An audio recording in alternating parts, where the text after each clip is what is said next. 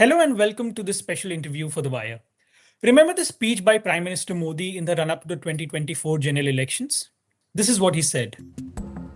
उसका मंगल सूत्र वो एक सोने का कीमत का मुद्दा नहीं है, उसके जीवन के सपनों से जुड़ा हुआ है। तुम उसे छीनने की बात कर रहे हो अपने मैनिफेस्टो में। गोल ले लेंगे, सबको वितरित कर देंगे। और पहले जब उनकी सरकार थी उन्होंने कहा था कि देश की संपत्ति पर पहला अधिकार मुसलमानों का है। इसका मतलब ये संपत्ति इकट्ठी करके किसको बांटेंगे? जिनके ज्यादा बच्चे हैं उनको बांटेंगे। घुसपैठियों को बांटेंगे। क्या आपकी मेहनत की कमाई का पैसा घुसपैठियों को दिया जाएगा? आपको मंजूर है ये कांग्रेस का मैनिफेस्टो कह रहा है। He warned his supporters that if he loses power or if some other party comes to power, then the majority will lose their resources and they will be redistributed among those he referred to as people who have more children, people who are infiltrators. And if there was any doubt who Modi was talking about in his speech, he clearly said that he was talking about the Muslims. This is not a one-off instance where a senior BJP leader, in this case, the most senior, the Prime Minister, said something so obnoxious about the Muslims, but it's a pattern that we have seen in the last 2 years that has been used in various elections. More recently, a union minister targeted Muslims and called them haram for because they take social protection and benefits of different schemes that the BJP government offers, but still do not vote for the BJP. He said that I do not want votes from these disloyal people. Now, this is not something that is unique to India. It is happening world over. In fact, you have Marine Le Pen in France, Giorgia Meloni in Italy, Nigel Farage in the UK, Tommy Robinson is another name, but he's not so big right now. You have Viktor Orban in Hungary, the AfD in Germany, and of course, no list can be complete without Donald Trump, the tariff king in the United States. The reason I mention far-right populism and the rise of far-right populism in the last decade is because there's now a new report by the United Nations Special Rapporteur on Extreme Poverty and Human Rights that discusses why these far-right populists are on the rise and what the world can do to fight back. Joining me to discuss this is the author of the report himself, the UN Special Rapporteur on Human Rights and Extreme Poverty, Olivier De Schutter. Thank you, Olivier, for joining this conversation. My pleasure. Good to be here, Alishan. Olivier, I want to begin this conversation by asking you, what was the need to write this report at this moment? Well, interestingly, the report started with an inquiry into what we call welfare dystopias. In other terms, the fact that welfare policies increasingly become a pretext for monitoring individuals, for surveying individuals, for ensuring that they comply with certain conditionalities. Really, the welfare state is developing into a punitive state that seeks to control individuals and makes access to social benefits conditional upon these individuals complying with certain requirements. And what I was struck by is by the anger, the impatience, the distrust towards institutions that this was leading to. And I believe that this makes fertile ground for the rise of far-right populist parties that find people vulnerable because they have become economically insecure and they do not trust the mainstream political parties as a result.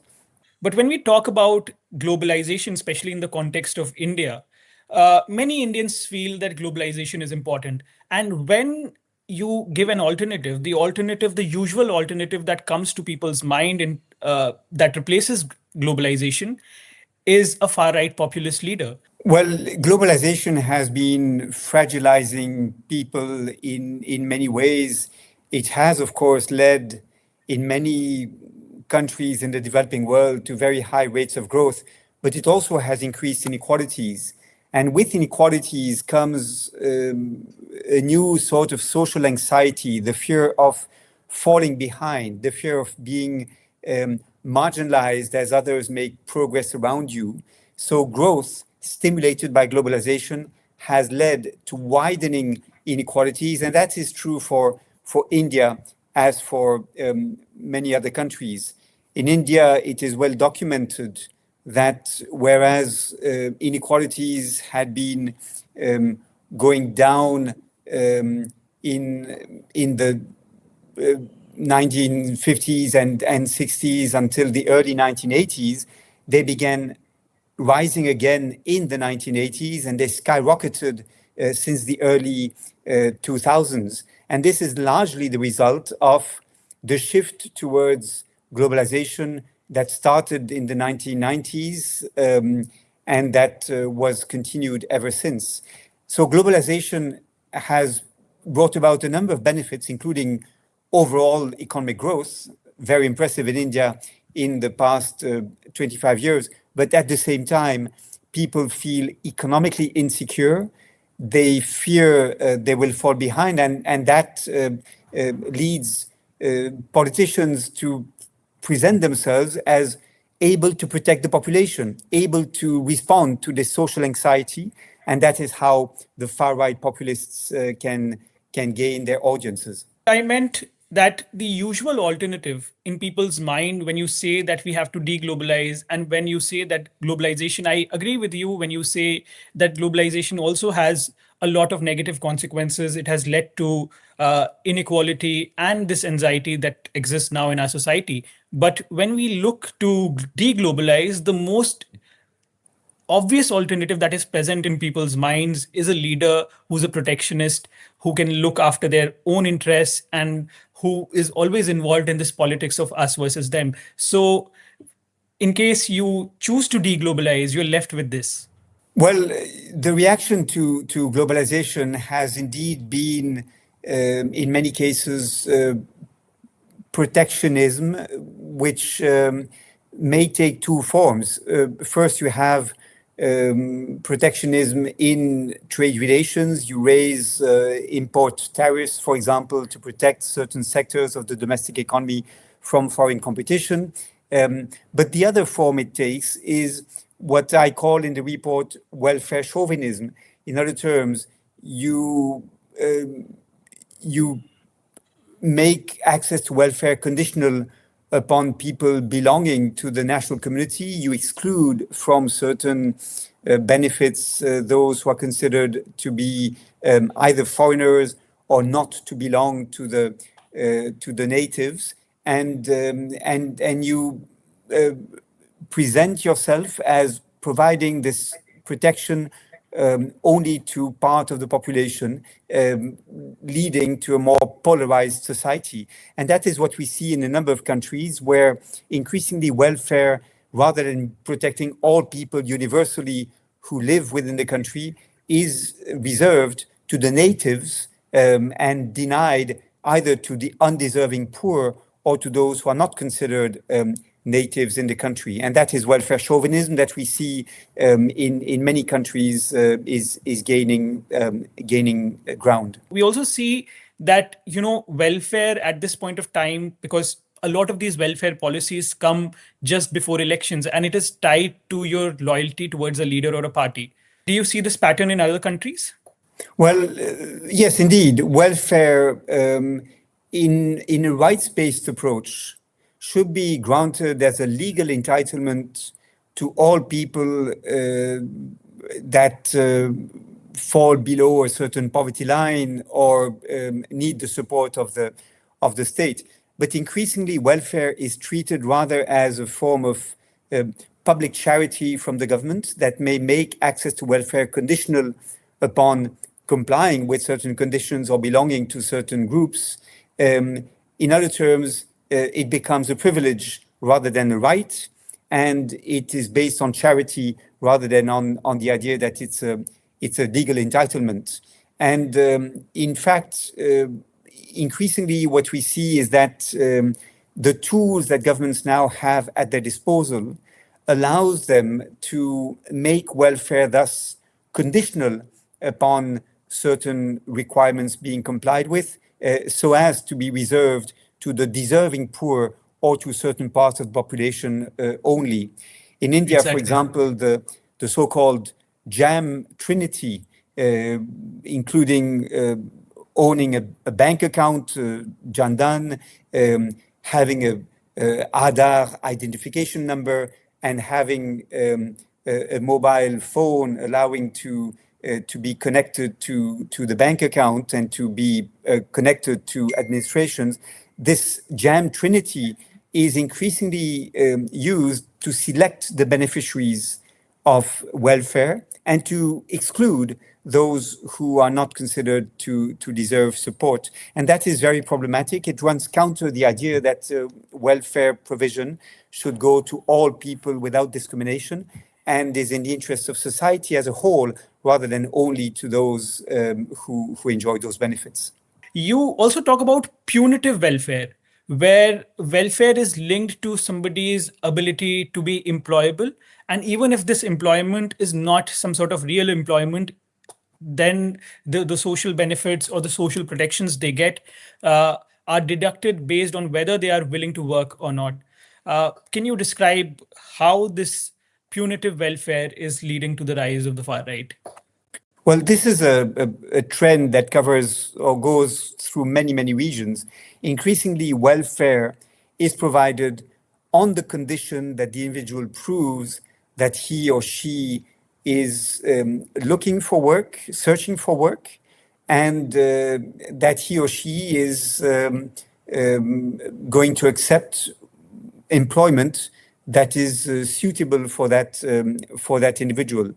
And the idea is that rather than people being passive beneficiaries of welfare support, they should activate themselves to search for a job and to thereby be included. The idea of minimum government and maximum governance, that is part of the platform on which the BJP were elected in 2019, is really reflecting this idea.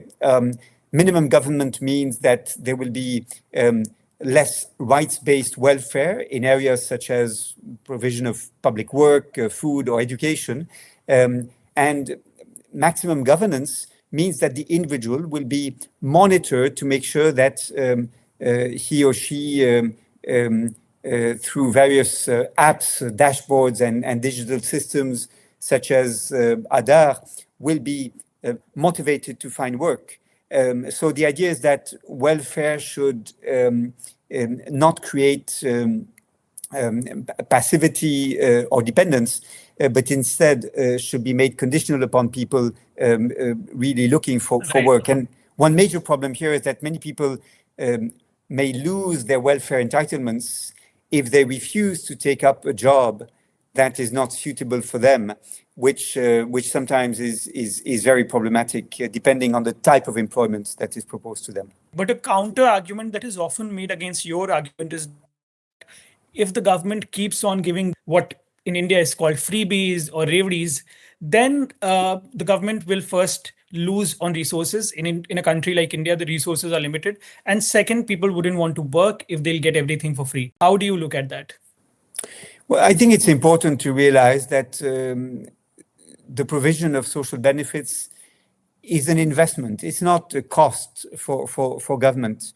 It's an investment in the sense that it will allow the households who are in need of public support to invest in the child's education, to invest in better nutrition and healthcare. These children who will be protected from poverty as a result of their parents being better supported will be more productive adults in later life. They will learn better and they will study further a larger number of years. And therefore, in the next 7, 8, or 10 years, the return on that kind of investment will be extremely high for the country concerned. Many studies show that investing in addressing childhood poverty in particular is the best investment a country can make. However, it's an investment, the return on which is only tangible after a number of years. But the argument that it is too costly to protect people in poverty from extreme destitution is an argument that is not backed up by good economics. On the contrary, economists are unanimous in saying that it is a sound investment with very high returns for society as a whole. There's another argument that's made that the rich should not be taxed. And if there is another additional tax that you have argued for, if there's another additional tax on billionaires, then it would be bad for growth. Well, that's the classic trickle-down economics idea, which has been many times disproven as a myth. In fact, there are many studies, including from the International Monetary Fund, the IMF, showing that inequalities are a constraint on growth, that more equal societies that spread wealth and income more equally are better equipped to deal with business cycles and to overcome economic crisis, and that it is stimulating the economy to provide the middle class and the lower classes, the first deciles, with better wages and better social protection. So if you want to allow the economy to prosper, you should reduce inequalities, not increase them. And reducing inequalities means having highly progressive taxation schemes, including by taxing the wealth of the ultra-rich. When we say that the wealth of the ultra-rich should be taxed, it's something that's a very polarizing debate, both in the United States, in Europe, and also in India. So how do you convince, and in fact, people who are at the receiving end, people who have nothing to lose, as I started this discussion with referring to Modi's speech in which he says that if the opposition party comes to power, then the resources of Hindus will be taken away and they'll be redistributed amongst Muslims. So things like that, even people, he was talking to a constituency that's actually poor. But how do you convince this constituency? How do you convince the majority and people who actually support far-right populist leaders that this is not correct? Well, look, the levels of inequalities in India are becoming totally unsustainable. This is why scholars working on India speak now about the billionaire Raj, showing that India has now become more unequal than it was under the British Raj in the colonial period. In India, according to the latest figures we have, the 1% richest part of the population owned 40.1% of the wealth. And the 22% of the national income went to this 1% of the richest part of the population. This is entirely unsustainable. It serves no useful purpose. It leads to resentment, and it is something that is bad for the economy and for the social fabric, right? For social cohesion. So I think that is the answer that should be given. The problem with the rise of inequalities, as have occurred in India over the past 30 years, is that it leads society to be increasingly polarized. And scapegoating the Muslims or the Adivasi or the Dalit, as is done by certain politicians today, is only possible because people understand that inequalities are rising and they see, therefore, others as competitors for scarce resources. Things need not to be so. It is quite possible, given the rates of growth that India has benefited from, to reduce inequalities, to have robust social policies that protect people from extreme destitution. And again, that is beneficial not only to people in poverty, but to society as a whole, that will be much more appeased and that will be much less polarized with such social policies in place. What are these social policies, if you can mention a few? Look, India has a number of achievements it can boast. For example, the Mahatma Gandhi National Rural Employment Guarantee Act, the Right to Education Act of 2009, the National Food Security Act of 2013, which I worked on when the United Progressive Alliance was in power then. And more generally, India has started putting in place what it would take to become a modern welfare state. The problem is that since this period, we've seen many regressions taking place, and in particular, the expansion beyond Gujarat of the Gujarat model of low taxes on corporations, low spending on health and education, resulting in high levels of socioeconomic deprivation for certain groups of the population. That is deeply problematic, and I'm convinced India can do better. I'm not just talking about India.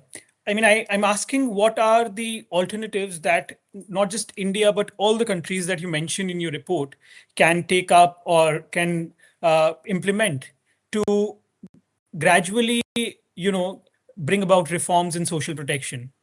We know what tools can be mobilized to break the vicious cycles that perpetuate poverty and maintain people in poverty. First and foremost, minimum wages that correspond to living wages, allowing the worker to support him or herself and his or her family. Secondly, adequate minimum income schemes for those who don't have a job and who nevertheless should be supported in order to avoid falling into extreme destitution. That is a protection that is essential for economic security.